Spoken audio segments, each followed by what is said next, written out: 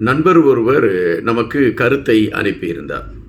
அந்த கருத்தில் அவர் சொல்லி இருக்கக்கூடிய சில விடயங்களை தாங்கிதான் இந்த காணொலியில் பேசலாம் என்று இருக்கின்றேன். அப்படி அவர் என்ன கருத்துக்களை பதிவிட்டார் என்றால், வைத்தியர் அர்ஜுனா அவர்களை மையப்படுத்தி நீங்கள் தொடர்ச்சியாக காணொலியில் பேசிக் கொண்டிருக்கின்றீர்கள். அதுவும் குறிப்பாக வைத்தியர் அர்ஜுனாவுடைய செயல்பாடுகள் அனைத்தையுமே உன்னிப்பாக கவனித்து என்ன விடயங்கள் அதில் இருக்கிறது என்பதையெல்லாம் உள்வாங்கிக் கொண்டு நீங்கள் சொல்லக்கூடிய அந்த செய்திகள் எங்களை பொறுத்த மட்டில் அது ஒவ்வொரு நாளும் அந்த செய்திகள் வருகின்ற பொழுது, அதுவும் குறிப்பாக உங்கள் வலையொலியில் அந்த செய்திகள் வருகின்ற பொழுது அதில் உண்மைத்தன்மை இருக்கிறது என்று நாங்கள் நம்புகிறோம் என்கின்ற ஒரு கருத்தை பதிவிட்டிருந்தார். அந்த கருத்திற்கு பின்பு அவர் மேலும் சில விடயங்களை குறித்து பேசியிருந்தார். வைத்தியர் அர்ஜுனா இப்பொழுது புலம்பெயர்ந்த தேசத்தில் தமிழ் மக்கள் சார்ந்த பல நகர்வுகளை எடுத்துக்கொண்டு இருக்கிறார் என்கின்ற செய்திகளை நாங்களும் பார்த்து கொண்டிருக்கின்றோம். ஆனால் நீங்கள் தான் அவர் பல இரகசிய சந்திப்புகளை மேற்கொண்டு இருக்கிறார் என்கின்ற செய்திகளை தொடர்ச்சியாக சொல்லிக் கொண்டு வருகிறீர்கள். ஆனால் வைத்தியர் அர்ஜுனாவோ அல்லது அவரை சார்ந்தவர்களோ இது குறித்த செய்திகளை வெளியே விடுவதற்கு அவர்கள் யோசித்து கொண்டிருக்கின்றார்கள். இந்த சூழலில் மக்கள் மன்றத்தில் வைத்தியர் அர்ஜுனாவிற்கு என்ன இடம் இருக்கிறது, மக்கள் வைத்தியர் அர்ஜுனாவை எப்படி நினைத்து கொண்டிருக்கிறார்கள் என்பதை குறித்தும் நீங்கள் அறிய வேண்டியது இருக்கிறது. ஒட்டுமொத்தமாக வைத்தியர் சார்ந்த களத்தை நீங்கள் பதிவிடுகின்ற பொழுது மக்களுடைய மனநிலை என்ன என்பதையும் நீங்கள் அறிந்து பதிவிட வேண்டும். அதுதான் ஒரு சிறப்பான பதிவாக இருக்கும் என்று குறிப்பிட்டார். அப்படி குறிப்பிட்டு அவர் பல செய்திகளை மையப்படுத்திய தகவல்களை தன்னுடைய கருத்தில் பதிவிட்டிருந்தார். அதிலே அவர் இன்றைய சூழலில் வடக்கு பகுதியில் வாழ்ந்து கொண்டிருக்கக்கூடிய மக்கள் என்ன நிலைப்பாட்டில் இருக்கிறார்கள், வைத்தியர் மீது அவர்கள் வைத்தியரை ஏற்றுக்கொள்வதற்கான நிலைப்பாட்டில் இருக்கிறார்களா அல்லது வைத்தியருக்கு எதிரான நிலைப்பாட்டில் இருக்கிறார்களா என்பதை நாம் அறிய வேண்டியது இருக்கிறது என்று சில விளக்கங்களை அவர் கொடுத்திருந்தார். குறிப்பாக வடக்கு பகுதியை பொறுத்தமட்டில் நாடாளுமன்ற உறுப்பினராக வைத்தியர் அர்ஜுனா வந்த பின்பு வடக்கு பகுதியை மையப்படுத்தி, குறிப்பாக யாழ் பகுதியை மையப்படுத்தி அரசு சார்ந்த பல விடயங்கள் மிக தீவிரமாக கையில் எடுத்து செயல்படுவதற்கான ஒரு களம் அமைந்திருக்கிறது. அரசு அதிகாரிகள் வைத்தியர் அர்ஜுனா எங்களை கேள்வி கேட்டு விடுவார் என்கின்ற பயத்தில் அவர்கள் கூட வேகமாக செயல்படக்கூடிய ஒரு களங்கள் நடைபெற்று கொண்டு இருக்கின்றது. அதுபோல முன்பெல்லாம் அரசு அலுவலகத்திற்கு நாங்கள் சென்றால் தமிழர்கள் என்கின்ற ஒரு அடையாளத்தோடு எங்களை அவர்கள் ஒரு இரண்டாம் குடிமக்களாக பார்க்கக்கூடிய ஒரு களத்தை தான் எடுத்துக்கொண்டு இருந்தார்கள். ஆனால் எப்பொழுது வைத்தியர் அர்ஜுனா நாடாளுமன்ற உறுப்பினராக பதவியேற்றாரோ அதன் பின்பு அவர் இந்த வளர்ச்சி கூட்டத்தில் அரசு அதிகாரிகளிடம் மிக துணிந்து கேள்விகளை கேட்க ஆரம்பித்த பின்பு தற்பொழுது எங்களுக்கான அங்கீகாரம் வேறொரு கோணத்தில் மாறியிருக்கிறது. நாங்கள் சென்றாலே எங்களுடைய வேலைகளை முடித்து கொடுப்பதற்கு அரசு அதிகாரிகள் மிக தீவிரமாக செயல்படுகிறார்கள். இவருக்கு இந்த வேலையை கொடுத்து முடிக்கவில்லை என்றால், இவர் கொடுத்திருக்கக்கூடிய வேலையை நிறைவேற்றி கொடுக்கவில்லை என்றால் வைத்தியர் அர்ஜுனா கேள்வி கேட்பார், அதற்கு நாம் பதில் சொல்ல வேண்டியதிருக்கும். இல்லை என்றால் அந்த மனிதர் போய் நாடாளுமன்றத்தில் பேசிவிடுவார் என்ற ஒரு நிலைப்பாடு இப்பொழுது அரசு அதிகாரிகளிடம் இருக்கிறது, வைத்தியர் அர்ஜுனாவுடைய வருகைக்கு பின் என்று குறிப்பிட்டார். அதுபோல யாழ் பகுதியை பொறுத்த மட்டில் வைத்தியர் அர்ஜுனாவை எதிர்க்கக்கூடியவர்கள் மக்கள் சார்ந்த களங்களில் தங்களை முன்னிலைப்படுத்துவதற்கான ஒரு களங்களை எடுக்கிறார்கள். காரணம், வைத்தியர் அர்ஜுனாவிற்கு ஒரு மிகப்பெரிய பெயர் கிடைத்து கொண்டு இருக்கிறது.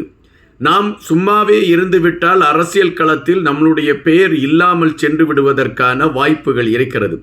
எனவே நாம் அதற்காகவே மக்கள் களத்தில் நாம் இறங்கி செயல்படுவோம் என்கின்ற நிலைப்பாட்டில் அவர்களுடைய செயல்பாடுகள் இருப்பதும் அரசியல் களத்தையும் பரபரப்பாக்கி இருக்கிறது. இந்த சூழலில் பெரும்பாலான மக்களுடைய ஒரு மன ஓட்டம் என்னவாக இருக்கிறது என்றால், வைத்தியர் அர்ஜுனா இந்த வடக்கு பகுதியின் முதல்வராக பதவியேற்றால் பல நல்ல விடயங்கள் நடைபெறுவதற்கான களங்கள் அமையும். அவர் படித்திருக்கக்கூடிய காரணத்தினால் சட்டத்தை குறித்து அவருக்கு தெரிகிறது, அல்லது தெரியாத எந்த விடயமாக இருந்தால் கூட அதை அவர் கற்றுணர்ந்து அதற்கு எப்படி செயல்பட வேண்டும் என்கின்ற நிலைப்பாட்டில் அவர் பயணத்தை எடுப்பதற்கான ஒரு களத்தை எடுத்துக்கொண்டு அவர் பயணிக்கக்கூடியதை நம்மால் பார்க்க முடிகின்றது. எனவே வைத்தியர் அர்ஜுனா வடக்கு பகுதியின் முதல்வராக பதவி ஏற்பார் என்கின்ற நிலைப்பாட்டைத்தான் பெரும்பாலான மக்கள் எதிர்பார்த்து கொண்டு இருக்கிறார்கள் என்பதாகத்தான் அந்த நண்பருடைய கடிதம் நமக்கு இருந்தது, அல்லது அவர் அனுப்பிய மின்னஞ்சல் நமக்கு இருந்தது. உண்மையிலே வைத்தியர் அர்ஜுனாவை மக்கள் ஏற்றுக்கொண்டு இருக்கிறார்களா என்கின்றதற்கு அந்த நண்பர் அனுப்பிய அந்த விடை, அல்லது நண்பர் அனுப்பிய அந்த கருத்து நமக்கு விடையாக அமைந்தது. வைத்தியர் அர்ஜுனாவை மையப்படுத்தி நாம் தொடர்ச்சியாக பேசிக்கொண்டு இருக்கக்கூடிய சூழலில் ஏதோ வைத்தியர் அர்ஜுனாவை புகழ்ந்து பேச வேண்டும் என்கின்ற நிலைப்பாட்டில் நாம் பயணித்து கொண்டு இருப்பதாக நினைத்தவர்கள் மத்தியில் இதுபோன்ற கடிதங்கள் நமக்கு ஒரு உந்து சக்தியாக இருக்கிறது. இன்னும் பேச வேண்டும் என்கின்ற களத்தை எடுத்துக்கொண்டு வருகின்றது. நம்மளுடைய தேடல்கள், வைத்தியர் அர்ஜுனாவை மையப்படுத்திய தேடல்களை முன்னெடுத்து வைக்க வேண்டும் என்கின்ற களத்தை கொண்டதாக அது அமைந்திருக்கிறது என்பதையும் நாம் இங்கு பதிவு செய்ய வேண்டியதாக இருக்கின்றது. தற்பொழுது வந்திருக்கக்கூடிய செய்திகளின் சாராம்சத்தை வைத்து பார்க்கின்ற பொழுது, அதாவது அனுரா ஆட்சிக்களம் அவர்களுடைய கட்சியின் சார்பில் தேசிய குழுவை கூட்டியிருக்கிறார்கள். இந்த தேசிய குழுவில் பல விடயங்கள் விவாதிக்கப்பட்டதாக செய்தி. இதை குறித்து நான் ஒரு காணொலி கூட பெப்பர் அண்ட் சால்ட் என்கின்ற அந்த வலையொலியில் பேசியிருக்கிறேன் என்று நான் நினைக்கின்றேன். அதாவது அந்த தேசிய குழுவில் அவர்கள் பல விடயங்களை குறித்து பேசியிருக்கிறார்கள். அப்படி பேசுகின்ற பொழுது புதிய யாப்பு ஒன்றை உருவாக்க வேண்டும் என்கின்ற நிலைப்பாட்டை அந்த தேசிய குழு எடுத்திருக்கிறது என்கின்ற செய்தி. அந்த புதிய யாப்பில் அவர்கள் எதனை மையப்படுத்திய கருத்துக்களை எடுத்து வைக்க இருக்கிறார்கள் என்றால், சட்டம் என்பது தென்னிலங்கைக்கு ஒரு சட்டம், வடக்கு கிழக்கு பகுதிக்கு ஒரு சட்டம் என்ற நிலைப்பாட்டில் இருக்கக்கூடாது. சட்டம் எல்லோருக்கும் பொதுவான ஒரு சட்டமாக இருக்க வேண்டும். எனவே புதிய யாப்பு அப்படித்தான் அமைந்திருக்க வேண்டும். அந்த புதிய யாப்பு நாம் அறிமுகப்படுத்திய பின்பு, அதனை மையப்படுத்திய செயல்பாடுகள் வேகம் கட்டிய பின்பு, மாகாண தேர்தலை மையப்படுத்திய களத்திற்குள் நாம் செல்லலாம். அதற்கு முன்பு வரை நாம் மாகாண தேர்தலை நடத்துவது என்பது அது பெரும் சிக்கலை உருவாக்கக்கூடிய களத்தை கொண்டதாக அமையும். எனவே மாகாண தேர்தலை தள்ளி போடுவது சிறப்பாக இருக்கும் என்று அந்த தேசிய குழுவில் பேசப்பட்டிருப்பதாக செய்திகள் வருகின்றன. அப்படி என்றால் தமிழ் கட்சிகளுடைய கனவுகள், மாகாண தேர்தல் நடத்தப்படும் என்கின்ற நிலைப்பாட்டில் அவர்கள் நினைத்து கொண்டிருக்கக்கூடிய களங்கள் நடைபெறுவதற்கான சூழல் வருகின்ற வருடத்தில் கூட இல்லையா என்கின்ற கேள்விகள் எழும்புகின்றன.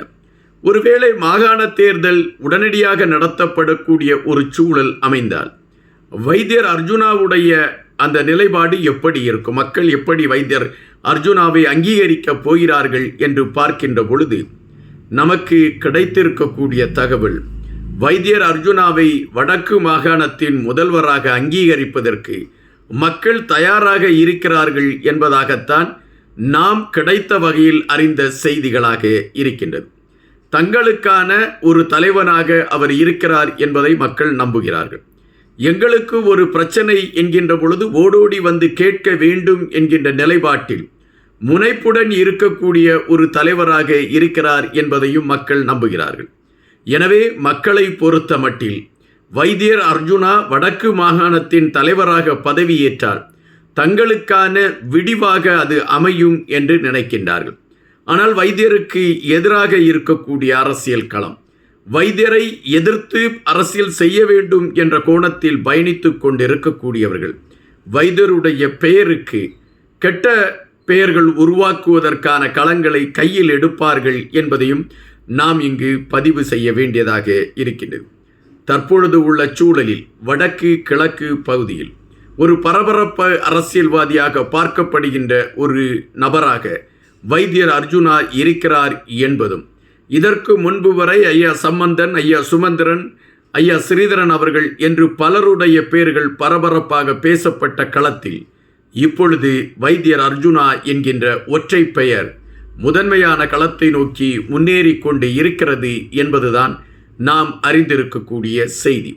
இது மிகைப்படுத்தப்பட்ட செய்தி அல்ல, கற்பனையில் எடுத்து வைக்கக்கூடிய செய்தி அல்ல. வைத்தியர் அர்ஜுனாவை நாம் ஆதரிக்கிறோம் என்கின்ற நிலைப்பாட்டில் உண்மைக்கு புறம்பான எந்த செய்திகளையும் நாம் எடுத்து வைக்கவில்லை. இந்த செய்தியும் முழுக்க முழுக்க உண்மையின் சாராம்சங்களை உள்வாங்கிக் கொண்டு இருக்கக்கூடிய காரணத்தினால் அது சார்ந்த தகவலை உங்களோடு நான் பகிர்ந்திருக்கின்றேன். இந்த காணொளி பிடித்திருந்திருந்தால் உங்களுடைய நண்பர்களுக்கு எங்களுடைய வலையொலியை பகிர்ந்தளியுங்கள். அதுபோல உங்களுடைய கருத்துக்களை பதிவிடுங்கள்.